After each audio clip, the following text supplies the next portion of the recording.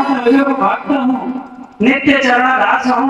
मलाई यसरी गुरु बनाएर हजुरले पूजनमा गर्नुहोस्। यो त हजुरको महानता हो। संसारमा गुरुहरूको महिमा ठुलो छ।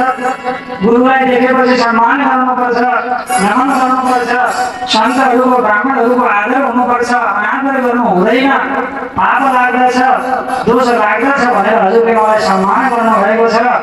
कुनै भगवानको भक्त छ, योग्य व्यक्ति छ, ब्राह्मण छ, यदि कसैले गुरुहरूलाई देखेर ब्राह्मणहरूलाई देखेर पनि नमस्कार गर्दैन, अज्ञानताले या अहङ्कारले भने त्यस्तो निर्लज्ज मनुष्य तत्क्षण गो हत्याको भागी हुन्छ र नरक प्राप्त गर्दछ भनेर हे प्रभु परमात्मा शास्त्रहरूमा वर्णन गरिएको छ। त्यही मान्यतालाई शिरोधारी गर्दै धर्मका प्रतिपालक भगवान हजुरले ब्राह्मणहरूका सम्मानमा, गुरुहरूका सम्मानमा आज मेरो पुरस्कृति गर्नुभयो, सम्मान गर्नुभयो। तर प्रभु त्यो कुरो आफ्नो ठाउँमा ठिक छ, तर म त हजुरको नित्य दास हुँ, हजुरको नाति हुँ। म त किन नाति हुँ त भन्दा हजुरका नाभि कमलद्वारा सृष्टिको आदिमा मेरा पिताजी ब्रह्माजी हजुरका नाभि कमलबाट प्रकट हुनुभएको छ।